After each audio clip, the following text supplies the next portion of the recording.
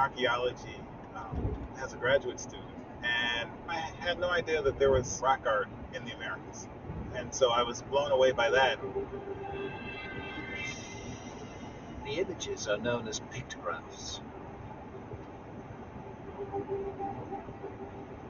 Some are very simple, maybe a serpent slithering across the rock. Others depict more complex geometric patterns. The big question is, when were these images painted? The art itself can't be dated, so Dr. Davis and his team looked for other evidence. What's your dating of this site based on at the moment? It's from the excavation that we did back behind here. There were fragments of carbonated wood, mostly palm wood, some carbonated seeds. We found evidence of a fire back there as well. The results were truly unexpected.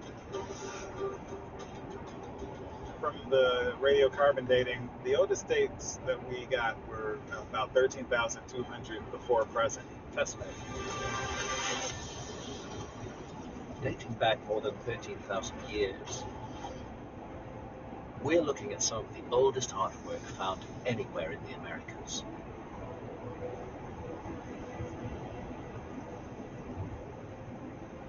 Artwork created during the last ice age by people, we're told, who just suddenly appeared here, deep in the Amazon wilderness.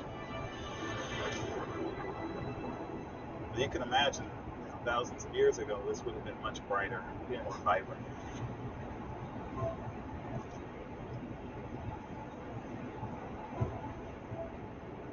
The images were painted using red and yellow ochre and seemingly treated to make them last.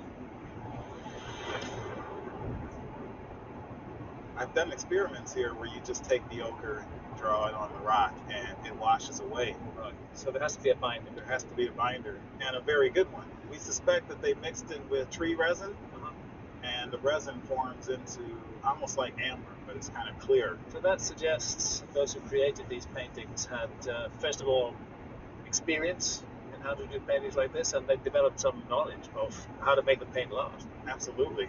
And in addition to that, it shows preparation and time. Most compelling to me are the many handprints. That intimate human contact expressed by the handprints in the rock art. It's almost as though they were touching the wall, and through the wall touching us, sending a message to the future.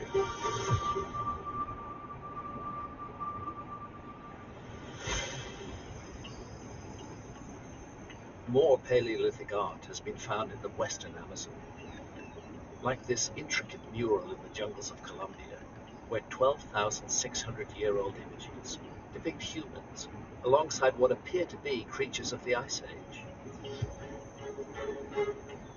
We are seeing an eyewitness account of the coexistence of human beings with now long extinct Ice Age megafauna.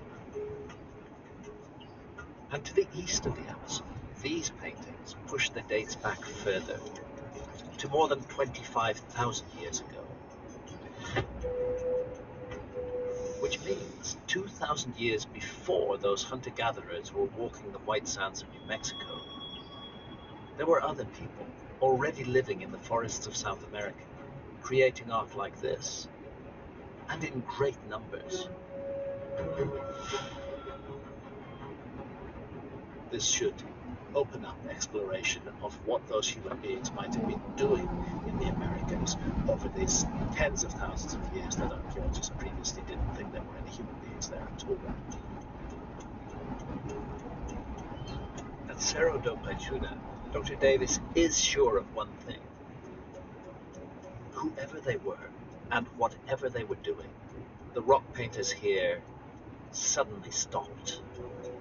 So the first people who were at this region, they were here, they were doing the art, then about 12,700 years ago, and they were gone.